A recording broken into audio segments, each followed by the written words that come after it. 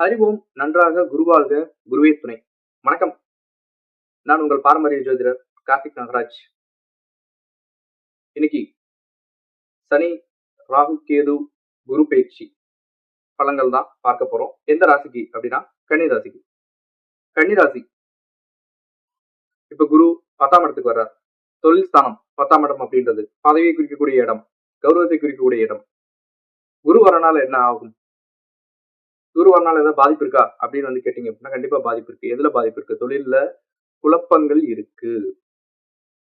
அநேக குழப்பங்கள் அப்படின்றது தொழிலில் ஏற்படும் சில குளறுபடிகள் இருக்கும். கண்டிப்பா உத்தியோக மாற்றம் இருக்கும், உத்தியோகத்தில் ஒரு முன்னேற்றம் இருக்கும். உத்தியோகம் சம்பந்தமா வெளியூர் வெளிநாட்டுக்கெல்லாம் போறக்கான ஒரு நல்ல ஒரு வாய்ப்பு அப்படின்னு இருக்கும். உள்ளூர்குள்ள இருந்தீங்க அப்படின்னா கஷ்டம், வெளியூர் போங்க. சரி, சொந்த தொழில் பண்றவங்களுக்கு கண்டிப்பா பிரச்சனை இருக்குங்க. ஏன்னா 7ஆம் இடத்துலயும் சனி இருக்காரு.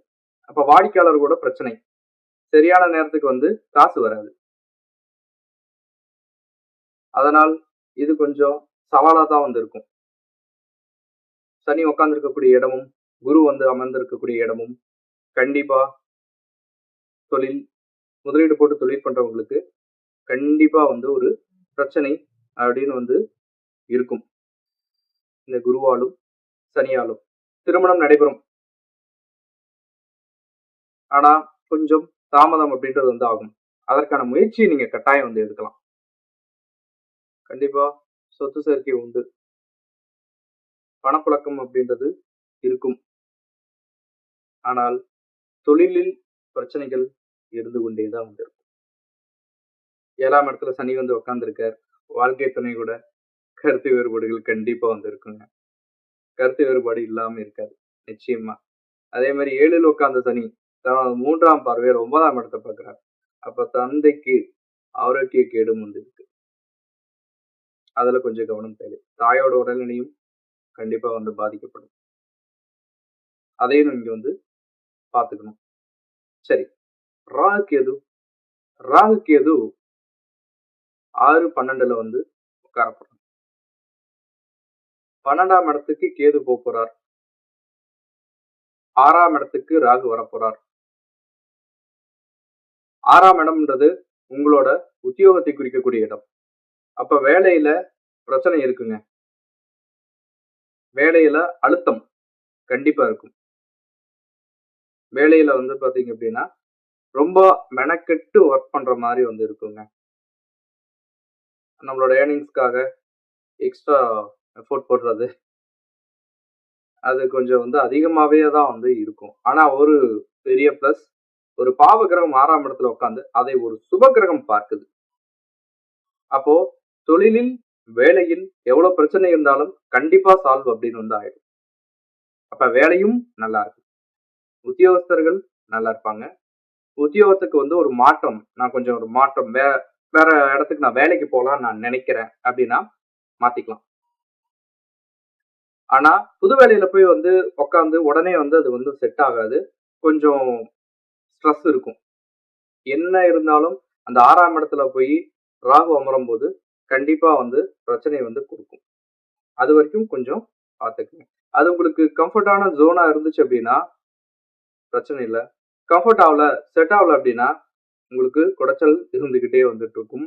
உத்தியோகத்துல என்ன மெனக்கெட்டாலுமே அதுக்கு ஒரு நிம்மதி அப்படின்றது அந்த உத்தியோக சம்பந்தப்பட்ட விஷயத்தில் கிடையாது. 12ஆம் இடத்துல ராகு, தூக்கம் கண்டிப்பா குறைவு, தூக்கம் கெடும். அது வரைக்கும் நல்லா தூங்கிட்டு இருந்தவங்க டீப் ஸ்லீப்பரா கூட இருப்பீங்க. ஆனா 12ஆம் இடத்துக்கு கேது வரும்போது தூக்கத்தை கட்டுப்படுத்திடுவாரு. அப்ப நீங்க தூங்கக்கூடிய கால அளவு ரொம்ப குறைவு, சராசரிக்கும் கம்மியா தான் போகும். என்னடா இது நெகட்டிவாவே பார்த்து அப்படின்னா சொல்றேன். நிலவரங்கள், கிரக நிலவரங்கள் அப்படி இருக்கு. சரி, மொத்தத்துல இந்த 4 கிரகத்தினுடைய பயிற்சி இதுல நம்ம என்ன பண்ணலாம் அப்படின்னா, புதிய உத்தியோகத்துக்கு மாறலாம், இருக்க இந்த உத்தியோகமே எனக்கு வந்து கரெக்டா இருக்கு, கம்ஃபர்ட்டா இருக்கு அப்படின்றவங்க அதே உத்தியோகத்தை அப்படியே நம்ம வந்து கண்டினியூ வந்து பண்ணலாம். வெளியூர், வெளிநாடு, வெளிமாநிலம் போறவங்க முயற்சி பண்ணி கண்டிப்பா வந்து நகர்ந்துடலாம். முதலீடு போட்டு தொழில் செய்பவர்கள் தான் ரொம்ப ஜாக்கிரதையா இருக்கணும். வாடிக்கையாளர் கூட வந்து பிரச்சனை. அதே மாதிரி வாழ்க்கை துணை கூட பிரச்சனை. கணவனா இருந்தா மனைவி கிட்ட விட்டு கொடுத்து போகணும், மனைவியா இருந்தா கணவன்கிட்ட விட்டு கொடுத்து போகணும். அப்படி ஒரு நிலைமை. இது கன்னி ராசிக்கு மட்டும் இல்ல, கன்னியா லக்கணத்திற்கும் பொருந்தும் இந்த டைம். உங்களோட சுய ஜாதகத்தை கொண்டு போய் ஜோதிடர்கிட்ட கொடுத்து பாத்தீங்க அப்படின்னா தெளிவா தெரிஞ்சிடும் நமக்கு எவ்வளவு பாதகம், எவ்வளவு சாதகம் அப்படின்னு. ஆனா என்ன நல்ல விஷயங்கள் இந்த காலத்துல வந்து நடந்தாலும் உங்களுக்கு ஒரு தங்கு தடைகள் இருந்துகிட்டே இருக்கும். தங்கு தடை வந்துகிட்டே இருக்கும். என்னடா இது அப்படின்ற மாதிரி வந்து ஒரு மனநிலையை வந்து கொஞ்சம் போக வந்து கொடுக்கும். ஆனா அந்த ஒரு ஸ்பேஸை நீங்க கொடுத்துடாதீங்க. டிப்ரெஷனுக்கு போயிடாதீங்க. ஏன் சொல்றேன்னா கொஞ்சம் உஷாரா இருந்துட்டோம் அப்படின்னா அதுக்கு உங்க மனசை பக்குவப்படுத்திக்கலாம் இல்லையா? அதனாலதான் இதை நான் வந்து சொல்றேன். நன்மையும் தீமையும் கலந்த பலன்கள் தான், கலப்பு பலன்கள் நடக்கும் கன்னியா ராசி, கன்னியா லக்கணத்திற்கு. ஆகவே இதையெல்லாம் நம்ம எப்படி எதிர்கொள்ளலாம், இதுக்கு நம்ம என்ன பண்ணலாம்னா ஒரே விஷயம் தான், இறை வழிபாட்டை மட்டும் விடக்கூடாது.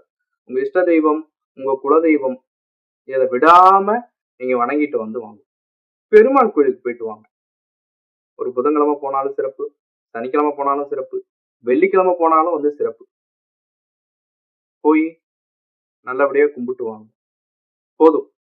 அதை தவிர வேற எதுவுமே பெருசா வந்து பண்ண வேண்டிய அவசியமோ தேவையோ கிடையாது.